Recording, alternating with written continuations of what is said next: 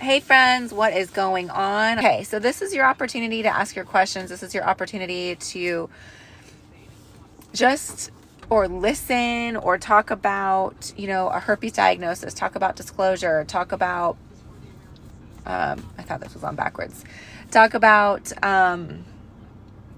any supplements, any ways to support your outbreaks, any way to help speed up recovery, any way to hurt your outbreaks, any way to give you outbreaks, things that cause herpes outbreaks, things that cause you to have a longer duration of your outbreak.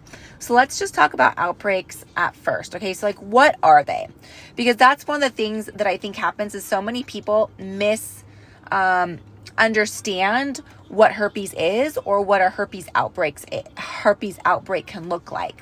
So for those of us when we did not have herpes, or for those of us that do not have herpes watching or listening, we have this mindset that it's going to be all over your body, or it's going to be some, you're going to know the person that you're hooking up with or the person that you're intimate with has it, because how could you miss it? It's going to be like a leprosy. They're going to have major, just these horrible blisters, almost like the Wicked Witch in Snow White, with the apple. You're going to see this and know. Okay, well, that is a myth that could be the case for some people. Maybe your first outbreak, or if you have, it's been a long time since you had an outbreak. But typically, outbreaks are very,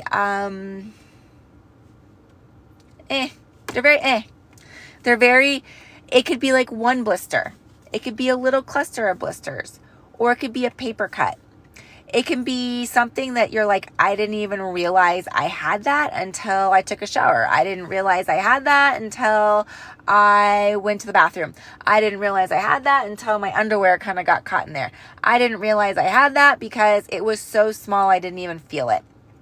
So for most of us that have had herpes for a long time, we get to the point where the outbreak is something that we just don't really even see or notice. However, I understand there's times you're like, how could somebody not know they had herpes? I know for me, my first outbreak was Armageddon. It was horrible. I had someone, if you're watching, I love how this one member in our group, she described it as flaming hot Cheetos all over your whatever. Your coochie. There we go. I couldn't get the word out. So, yeah, it can feel like that. You can have a huge amount of outbreaks.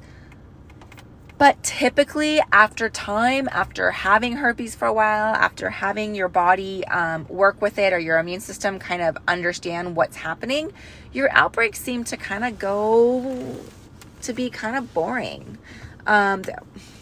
Boring's not probably the right word, but they seem to be kind of not as big of a deal. Okay. So, just the outbreak itself. Now, there are some things that cause outbreaks. There are some foods potentially that cause outbreaks. Also, stress causes outbreaks. Lifestyle causes outbreaks. I know for me, when I don't get good sleep, if I don't have consistent good night's sleep, then I'll get an outbreak. I know if I'm consistently stressed out, I'll get an outbreak. I know if I'm consistently eating foods that are hard on my gut and my digestion, I'll get outbreaks. So there are some diet things. There are some things like lysine. There are some things like monolaurin. There are some things that can help negate what's going on in your body.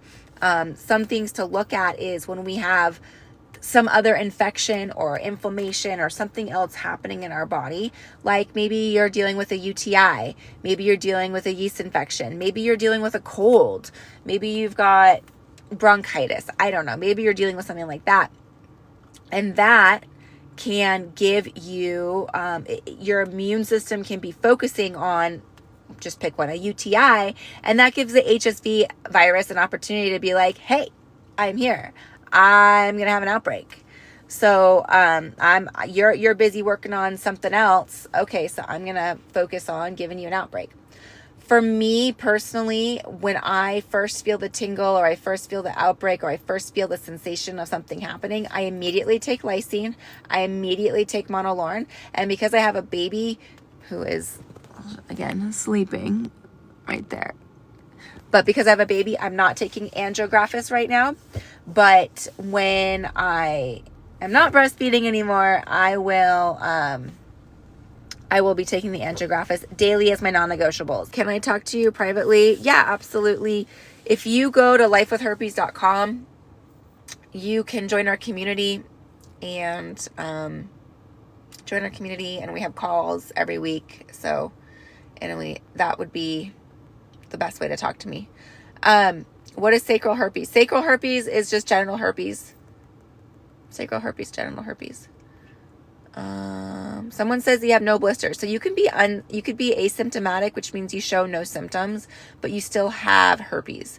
So asymptomatic people are still HSV positive. They still are herpes positive people. They just are not having symptoms, which is awesome.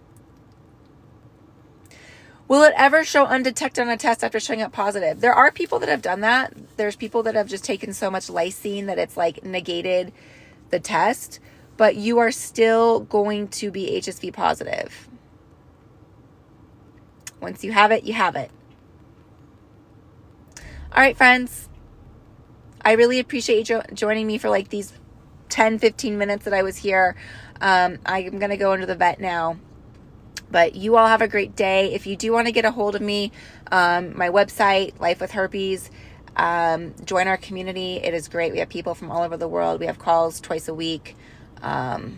It's great. All right. Sending you all love. Thanks can you still infect people if you're asymptomatic? Yes, you can.